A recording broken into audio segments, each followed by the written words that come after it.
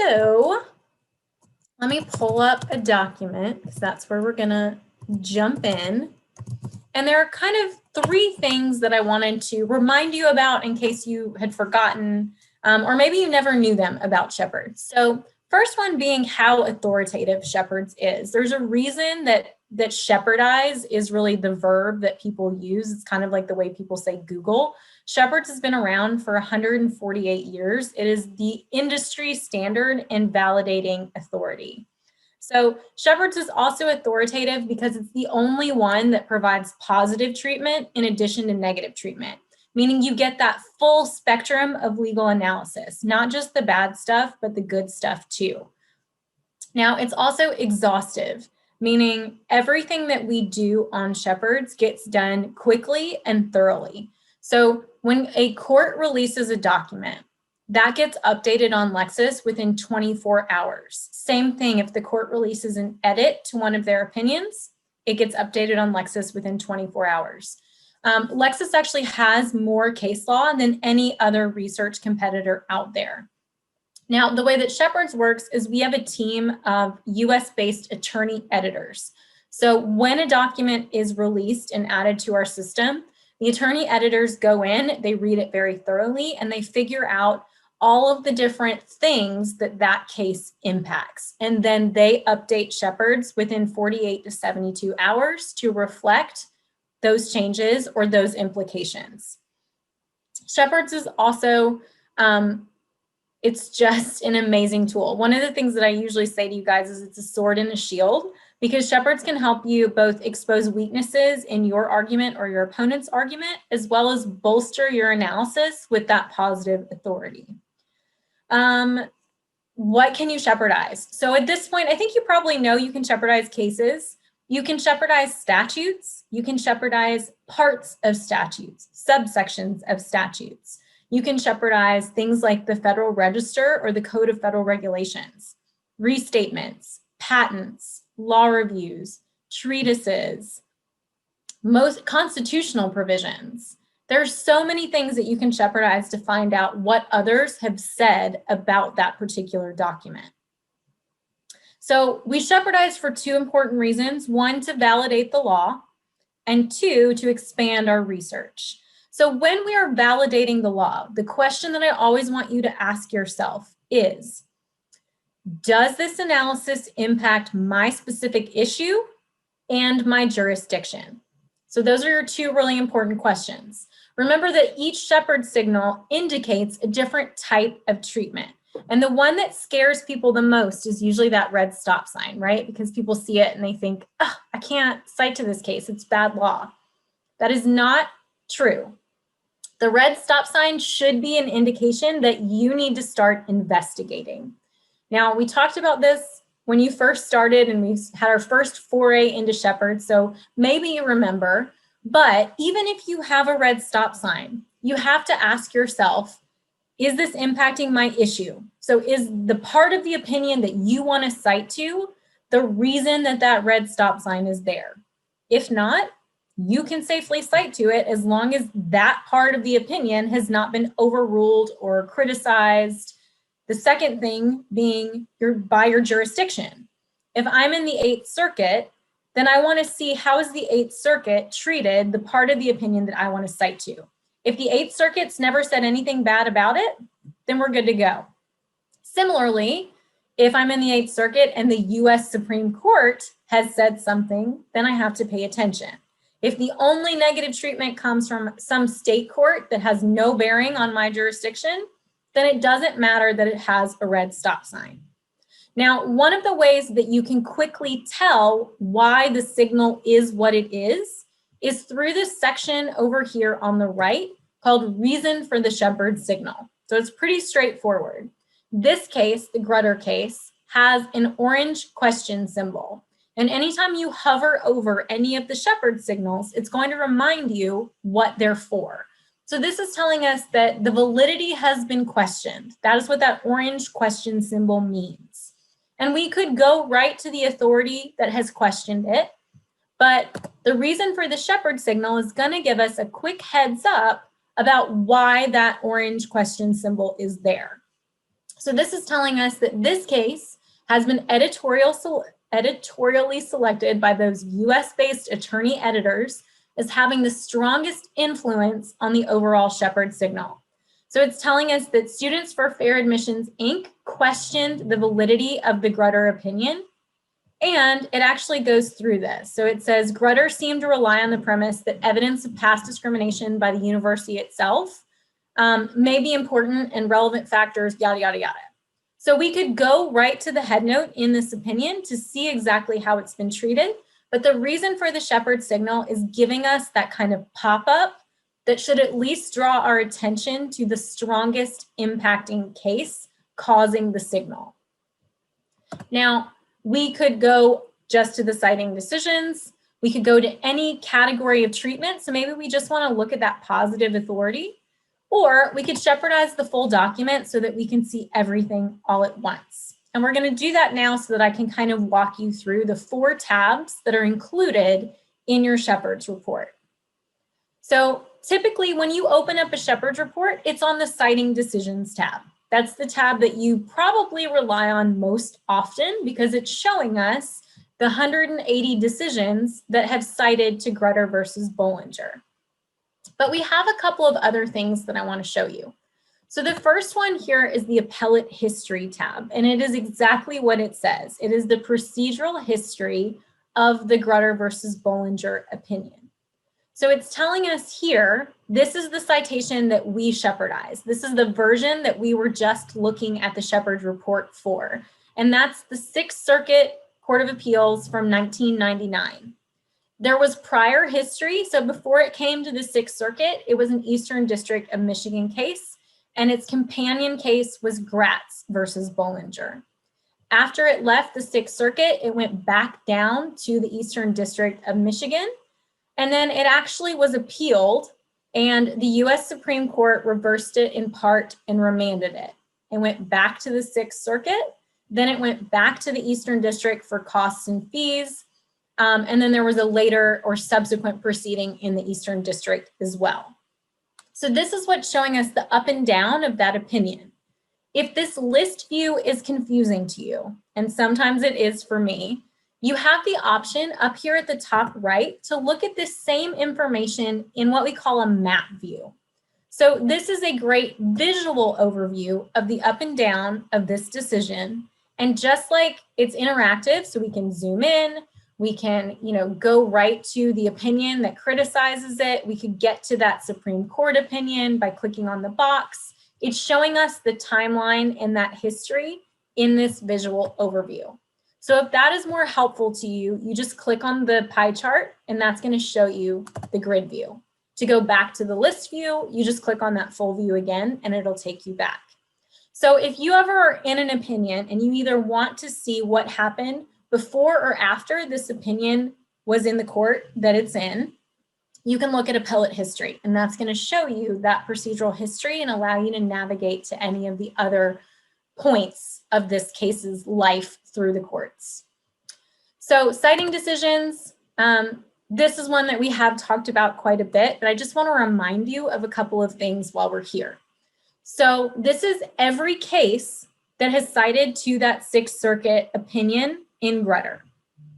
So if we scroll down, we're going to see we can, of course, narrow by analysis. Now, if Grutter, one of the things that I say a lot is how Shepard's is a sword and a shield.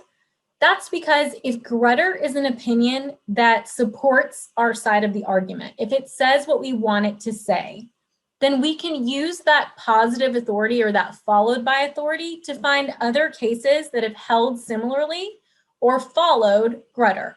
So if Grutter is our case, then using the followed by authority is going to lead us to other cases that are similar to Grutter.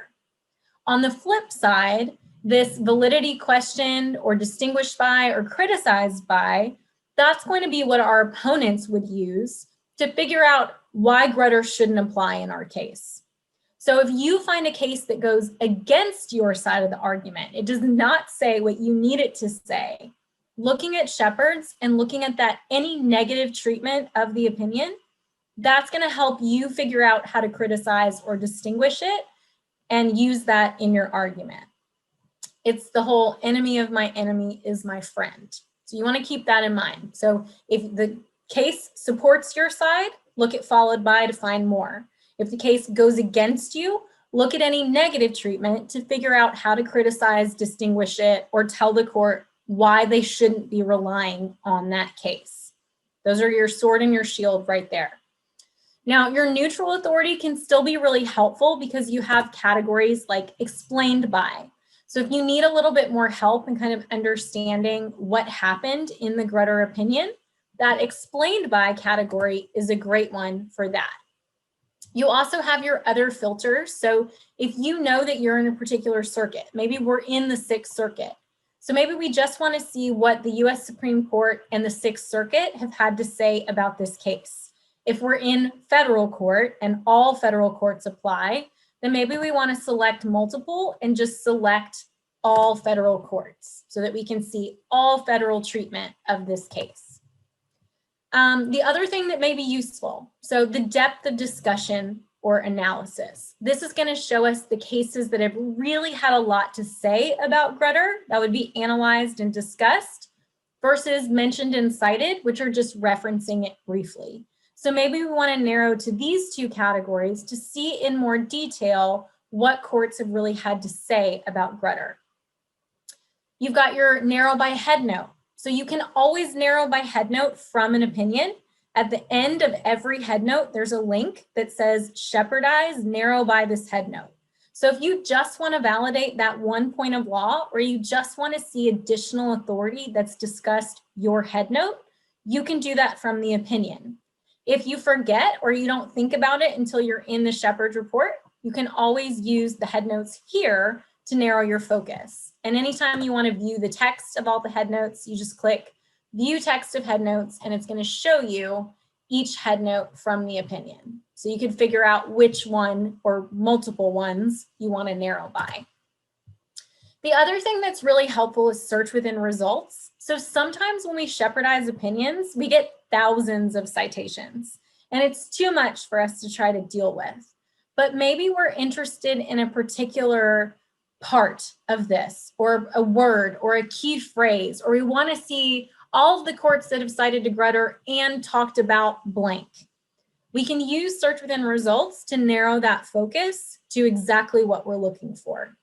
And then you can also narrow by time. So maybe you just want to see the last 5 years or the last 10 years. You can use that timeline to narrow things down. So there are so many things that you can do here to validate your law and expand your research. The other tab that's really useful is other citing sources. So other citing sources is everything that's not an opinion.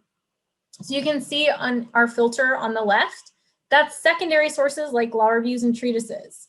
It's court documents. So this one is so helpful. If you've been asked to draft a motion or a brief or a complaint, and Grutter is one of your cases, then chances are these motions, briefs, and pleadings deal with the same subject matter.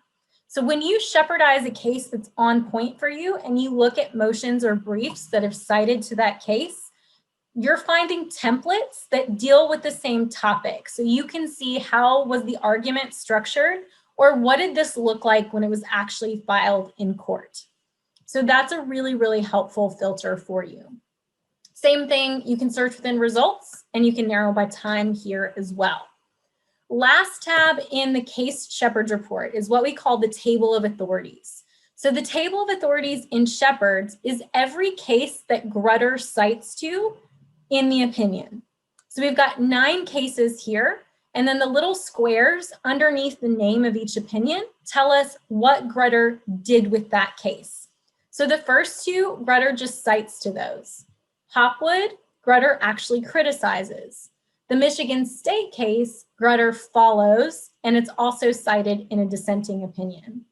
Purnell, Grutter followed the Purnell opinion. Jansen, it's explaining Jansen, so on and so forth. So we can go through and we can see these are the cases that Grutter relied on, and the squares tell us what they relied on it for or how they used that case within the Grutter opinion.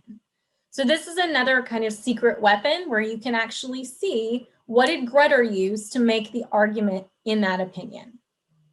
So those are our 4 tabs in the Shepards report. The other thing I want to show you is the Shepards alert. So anytime you're in a Shepards report, you can keep tabs on the document that you've Shepardized so that if something changes, you'll be made aware of that. So if you have a handful of cases or a statute or part of a statute that you are relying on, then setting a Shepards alert will allow you that heads up if something changes with the document that you're relying on. So this would monitor Grutter. We could do any change or we could just do any negative analysis. You'd want to change the end date. So if you know that you're going to be done with this in, I don't know, April, we could set a date in April for those alerts to end. Then I'm going to monitor it weekly. Once you put your email in there and click add recipient, you'll see that it remembers you the next time. And then you just want to send a notification only when a change occurs. So if the Shepards report is run and nothing happens, you don't get an update about that. That's really helpful because this is your CYA tool. When you're in practice and you draft a motion or a brief, I guarantee you will not take the time or remember to go back and re-Shepardize everything in your brief before oral argument. So this tool does it for you, and if something changes, you'll get a heads up about that, which means you're better prepared to argue on behalf of your client. Now, same thing is true for law school. When I was a 1L, the case that we all were relying on was overruled on appeal by the US Supreme Court. Half of us had set alerts, half of us had not. I was in the had not category and I looked really silly. So it works in practice, but also in law school. So you can set an alert on anything that you Shepardize to keep tabs on it. Let's see, the Shep Shortcut is a good one. So let me just show you this real quick. Shep : followed by whatever your citation is going to give you that heads up. Let me, let's see, FSUP 2D1144. So that'll take you directly to the Shepards report and bypass the document itself. So if you know that you just want to see the Shepards report, Shep : followed by whatever the citation is, case, statute, law review, is going to take you right to that Shepards report. The other tool that you have is the grid view in Citing Decisions. So there's not a lot of cases here, so the grid view is very, very small, but it's that great visual overview of every jurisdiction that's talked about your case and then how it's been treated. So if you click on any of the boxes, it takes you right to that opinion for the box. So it's another visual. Just like the map view, it's up there at the top right. Ravel View is another one. Let me just show you. Anytime you run a search, Ravel View is going to show you the big picture along with Shepard's connections of the cases that talk about your issue. So when you run a search, Ravel View is the top right icon in your search results. I'm actually already in it, but you just click Ravel View. And it's going to show you the top 75 cases that talk about your terms. The bigger the circle, the more it has been cited to. The higher the circle, the more relevant it is based on your search terms. So anytime you hover over a circle, you're going to see the name of that opinion appear at the top of the box. It'll also move it up so that it's next to the Ravel View box on the right. I didn't mean to click on it. Then you'll see those lines to other cases that have directly commented or done something with that opinion. So the color of the line mirrors Shepard. So if it's green, that means the case has followed it. Yellow means it's criticized or distinguished. Orange means it's questioned. Red means overruled in part or in whole. So you can see how those things are connected. Older opinions are on the right, newer opinions are on the left, and it just gives you that great picture and also helps you uncover law that might be farther down in your list, but still really helpful for your argument. So that's just, you run a search and you click Ravel View and you'll be able to see that. To get back to your regular view, you can click Full View or the pie chart again to see your search term maps in your search. Okay, any questions? There's a lot more on your handout, so I want to encourage you to look at that. I'll also send it to you in a follow-up